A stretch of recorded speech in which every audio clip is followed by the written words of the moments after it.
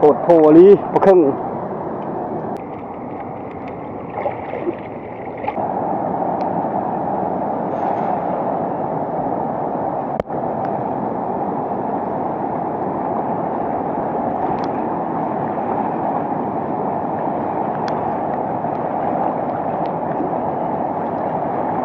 โอ้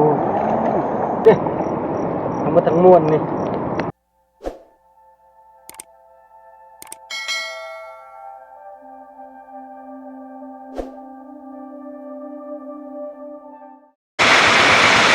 พี่น้องมาดูมาดูวันนี้จะพากันไปตึกแห่พี่น้องเลยตึกแห่แล้วก็ซอนปลาแก้วเพราะว่าฝนตกแต่เมื่อวานนี้จนฮอดมื้อนี้ลุกลิ้นอยู่กลางคืนกับเบิดคืนวันนี้กับเบิดคืนตกแห้งอะไรปลาห้วยปลาห้องอันนั้นสิขึ้นคักเอาไปลุ้นน้ำกันพี่น้องเลยไปลงจังลิ้นหมดละ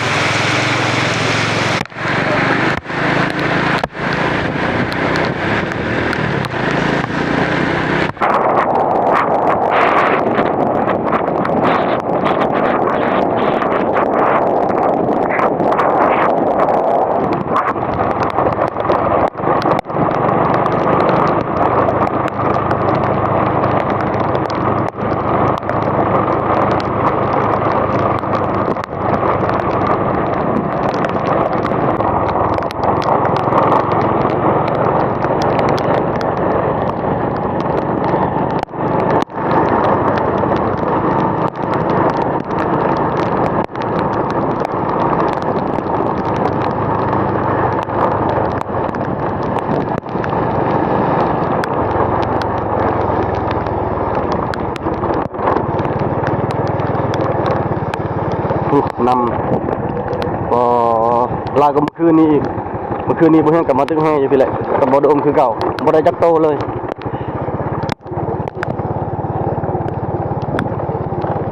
ปลาก็จะได้ลายหรือเปล่านะ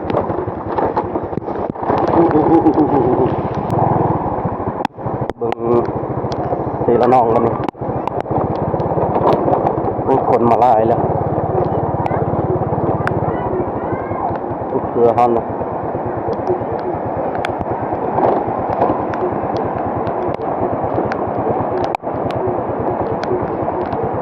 ร้อยนำกำลังมาก็ดูป่ะนะทางมันใหญ่เลย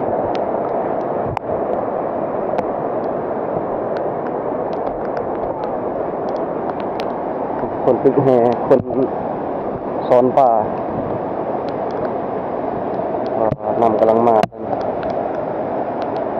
ทุกเครื่องเพียงกับนำเต็มแล้วอ๋อบึงป่าเนี่ย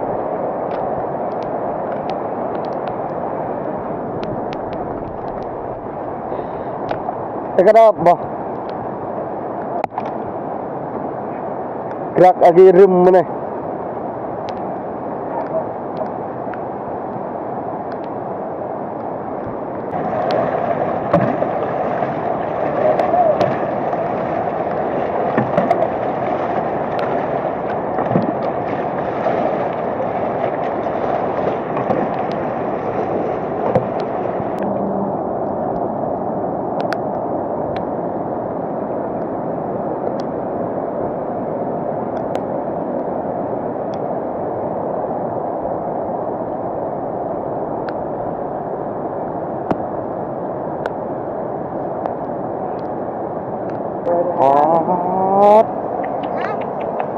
โหดโผลีปะครึ่งเบิดมา15 โล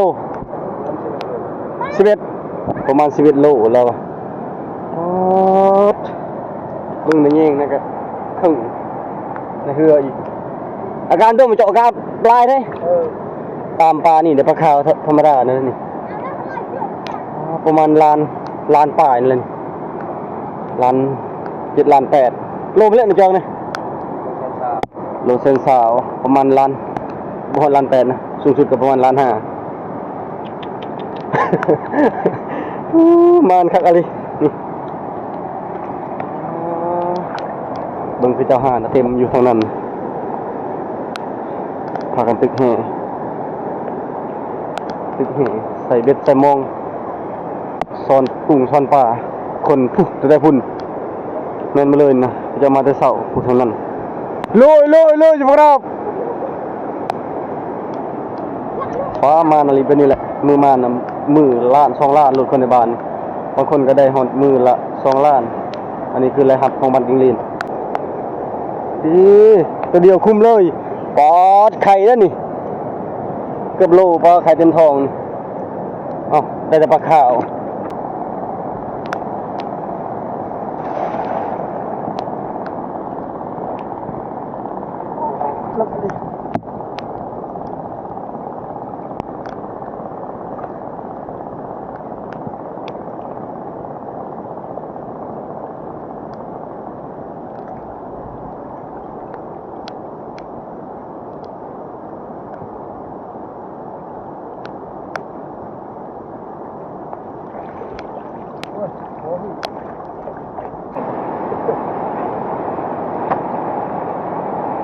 ถ้าจะเห็นตู้พี่น้องไหม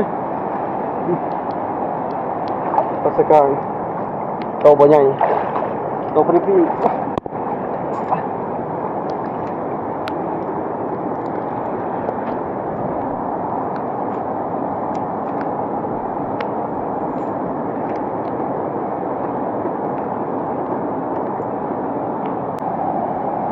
ลูก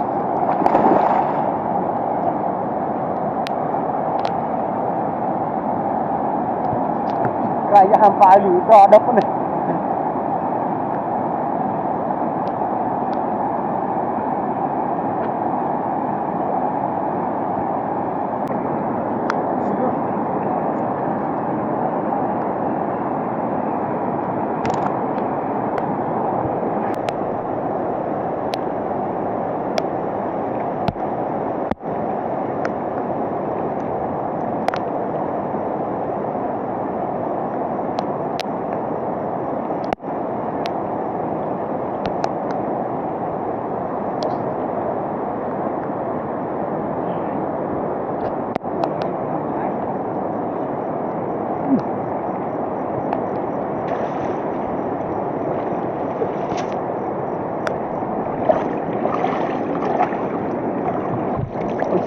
อย่ามันปล่อยมันไป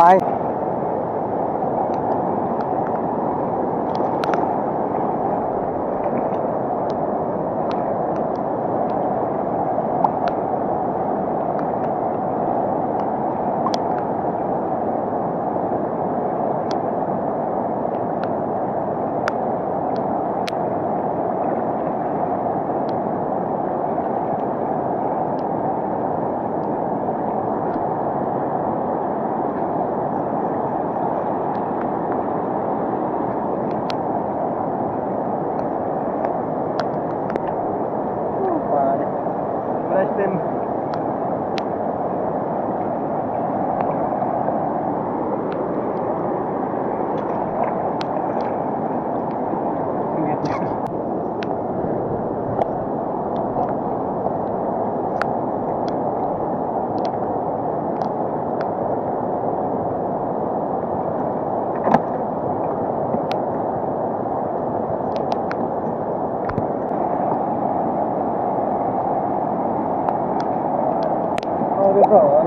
qua là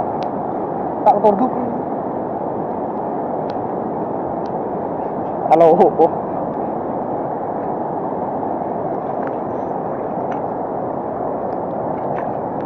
มีแต่ปลาน้อยๆเอาไปเก็บเอาไปเอาอีกคน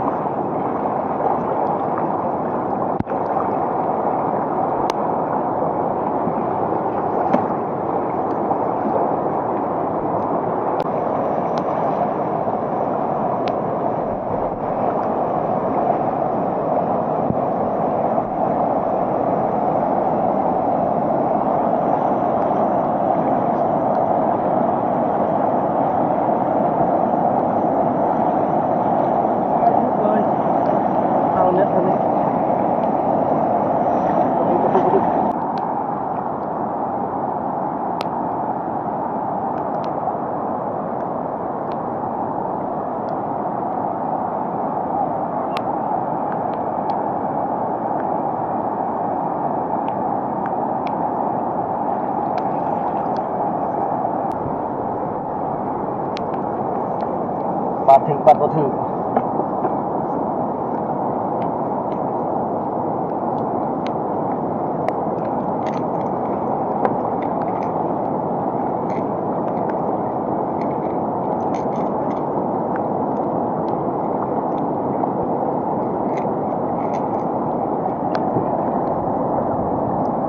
ใช่ๆ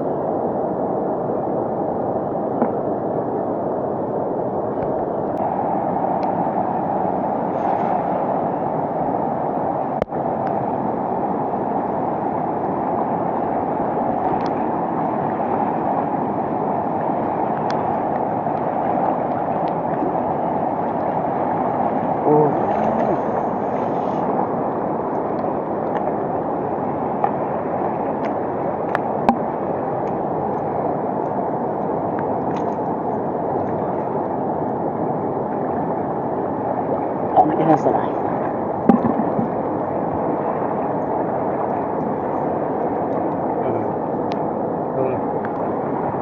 ไข่เต็มท้อง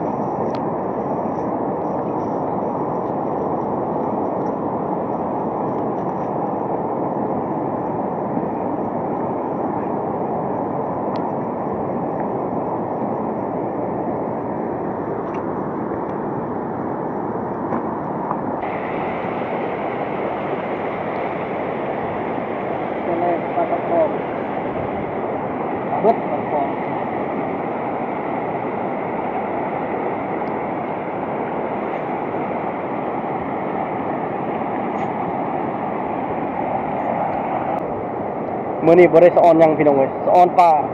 เครื่องเขาขึ้นไป2โตแล้วเบิ่งนี่นะคันยังแก่ปลาขึ้นนี่นะ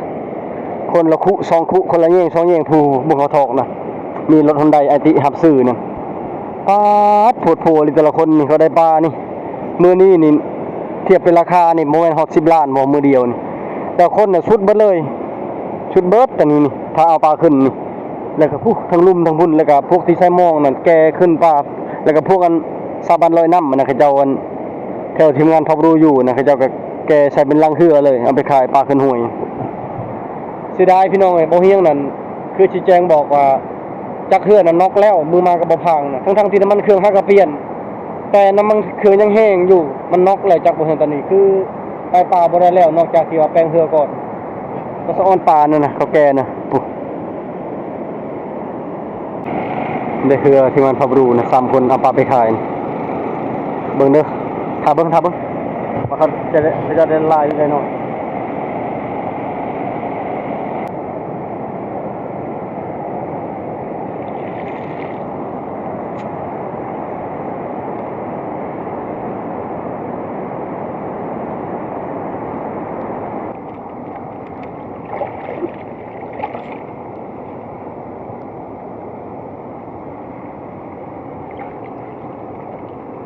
ระวังได้ดินเจือนทมใส่นี่ ตายเลยนี่พอได้อยู่พี่น้องเอ้ยพอได้อยู่บัตรละโต2โต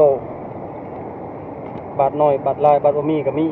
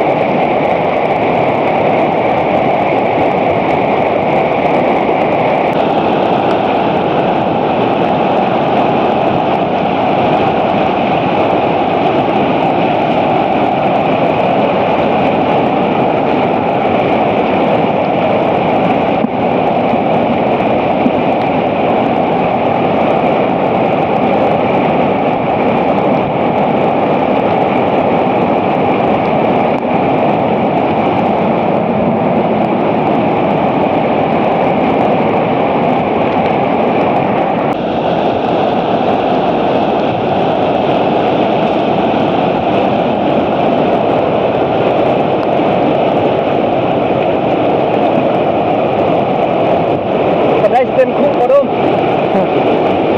จะได้สิไปเป็นคุกลงเตานี่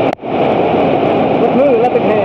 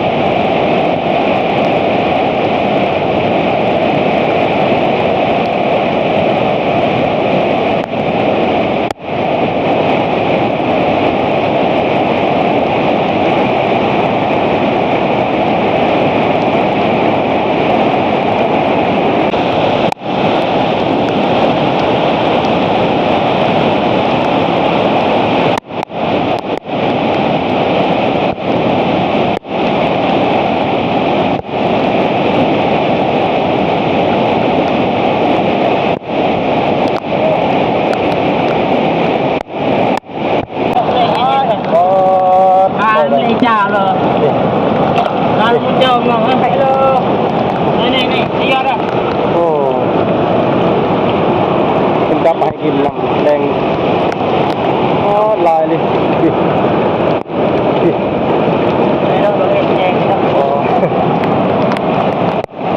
ไปเลยไปเอ็มไปช่วยงานจ่าช่วยเป็นแดงให้กินลำใจคน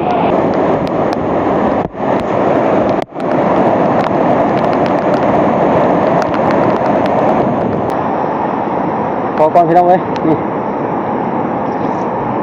ปลาบ่เห็นปลาใหญ่มีแต่ปลาน้อยๆปลาใหญ่เดินทุกเทื่อบ้านนี้ประมาณ10ปลายโตนี่ฝนตกแต่วังเศร้าเลยแบบเอาปลาม้วนแบบจนบ่อยากเข้าอยากนำเลย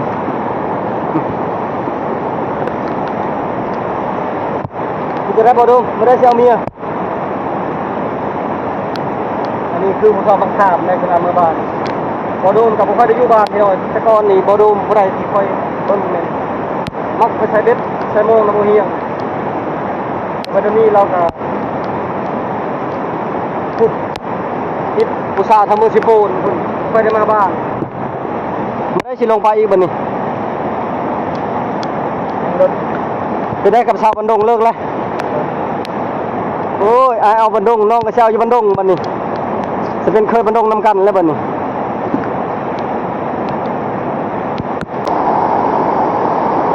ก็ชาวบ้านเป็นเฮนะสุดสาย4เลย1 2 3 4 5โอ้จะนับบ่ถ้วนหมดเลยมื้อนี้บรรยากาศมืดครึ้มแน่พี่น้องเอ้ยคนตกเงียบๆเป็นมื้อที่2คืนที่2แล้วคนลิ้นตั้งแต่ออกจากป่ากับบ่ผ่างคนก็ตกเลยตกบ่หยุดบ่เซาเดี๋ยวไปฮอดพุ่นแล้วจะเบิ่งผลงานเพราะว่าป่าเฮาแม่นขังไว้ในแยงแน่แล้วก็ป่าอันล้านเสียวเพิ่นเอาให้แน่ตาดีงามเบิ่งเขาเจ้าได้นะโอ้ยยอดนี่เป็นตาแซ่บแท้บ่ดมเอาบ่ไปลองมันคมบ่เจ้าเด็ดเลยเจ้าเจ๊ะเบิ่งหน่อยหนึงยำๆหน่อยหนึงบ่คมบ่บ่คมสิเก็บไปกินคมหรือบ่คมบ่เก็บเบิ่งมาพักก่อน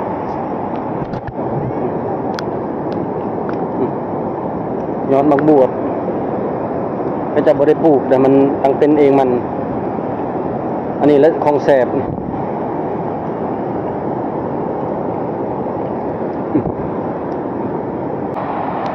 ฟาดวิวพี่น้อยอันนี้คือบรรยากาศที่บ่เฮียงตามหามาแต่ดนแล้วซื้อให้ไว้เป็นเดือนหาก็ได้เวลาตึกคุณนะคุณนี่ได้ลายกระหมูผู้เสื้อแดงได้ลายอะไรเบิ่งน้ำกำลังขึ้นเข้านั่นบ่ได้พักกินข้าวเช้ามาแต่บ้านก็6 โมงฝ่ายเกือบ7 โมงแล้วตอนนี้ก็คือกลับบ้านน่าจะ10 โมง 11 โมงเลยเดี๋ยวนี้หากินข้าวกินน้ำแล้วก็ตอนแรงค่อยมาใหม่อันนี้ยังบ่ได้นอนแต่ว่าอยากมาอยู่ตอนแรง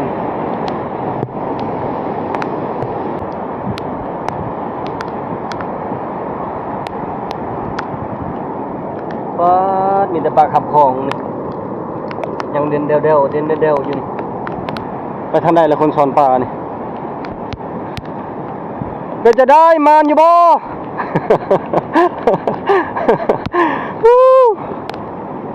ได้ลายอยู่บ่แม่ชมเพชร เป็นไรมานอยู่บ่ได้ลายอยู่บ่ บ่ได้จำเนาะบ่นำแห้งหรือนำมื้อเช้านี้ได้ลายบ่มื้อเช้านี้ได้ลายจักโล5 โลอ๋อ5 โลขาย 2,500 บ่นี่เนาะเก่งอะลิมื้อนึง2 เทื่อไปหากินเด้ทั้งหมดทั้งมวลนี่ได้ประมาณ 7-8 โล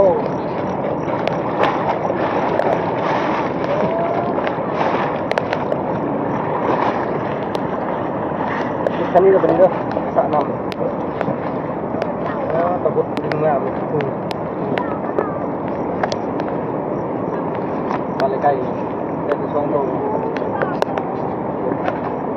เยอะภาษาที่เรือนำมาดิเอ้ภาษา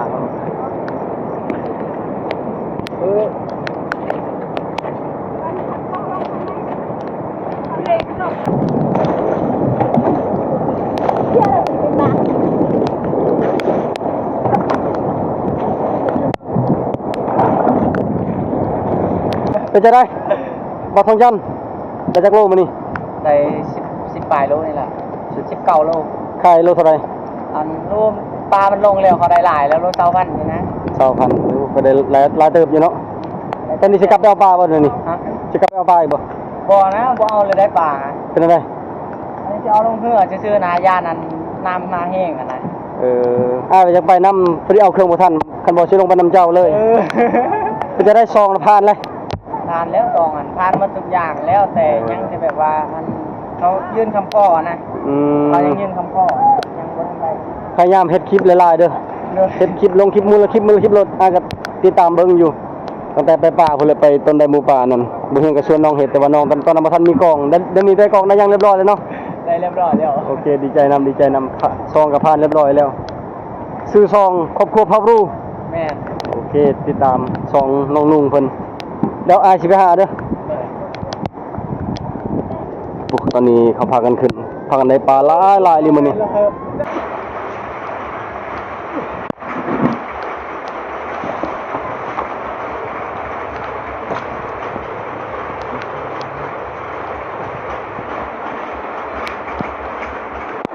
อย่าไปกินพี่น้องเอ้ยนี่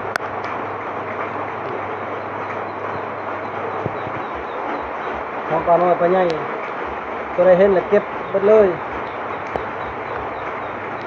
พวกท่านก็มันสิเน่าไว้ในป่านี่ปรากฏพร้อมนี่ทำไปหาอยู่หากินกันแบบนี้แหละพอได้กินอยู่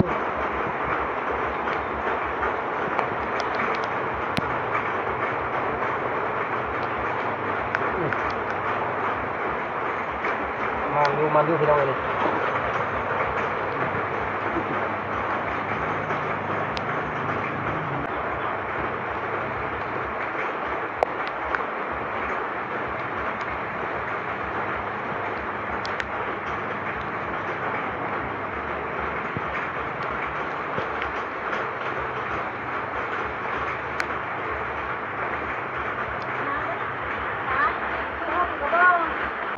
ปั่นเรียบร้อยเลยเอาพอดุมเก็บเอา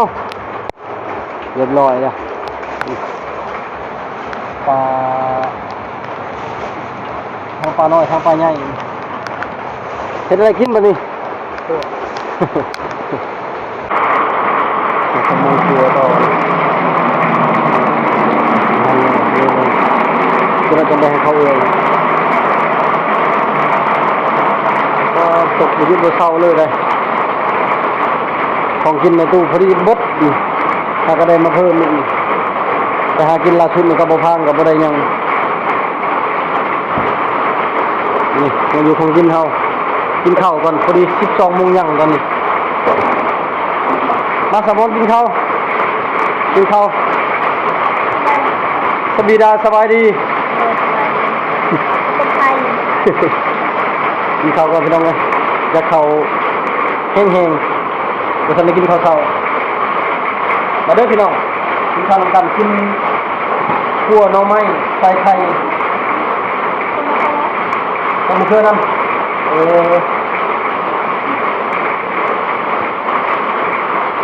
โอ้แซ่บคักเลยต้องลงเลยแซ่บเลย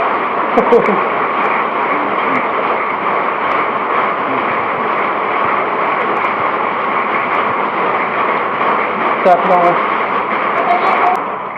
เห็นได้กินมีสมอนเป็นลาบเลยจักโต3 โตเมื่อกี้นี้แบ่งให้เขาเอื้อยน้ำเนาะยังแต่บ่เดือนบ่ได้แบ่งให้ใกล้เอลีขั้นยังย่างไปเฮือนเรา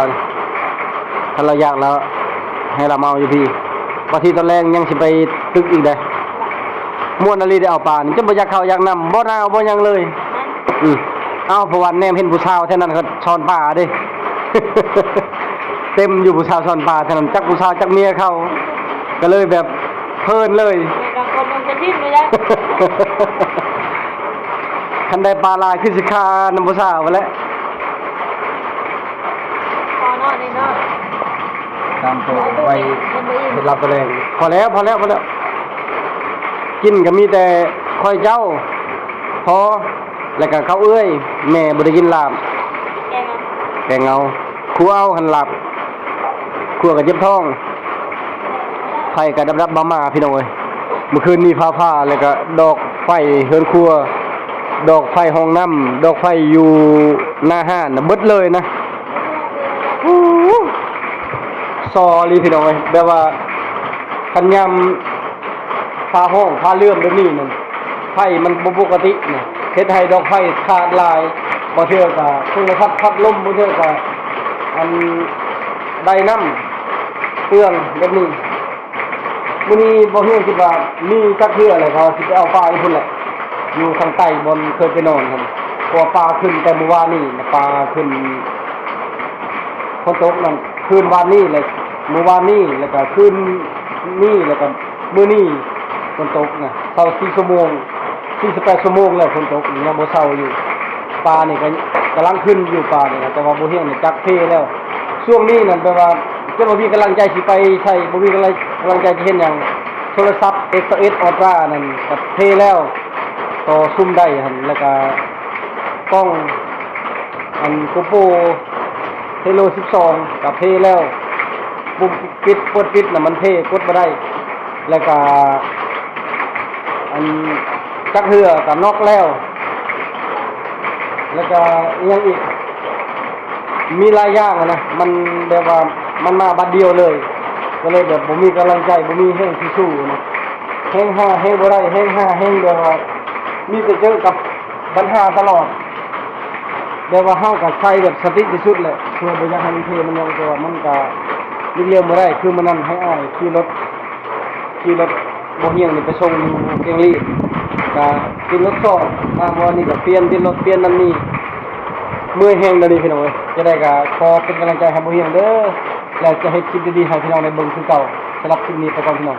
ขอบใจบาย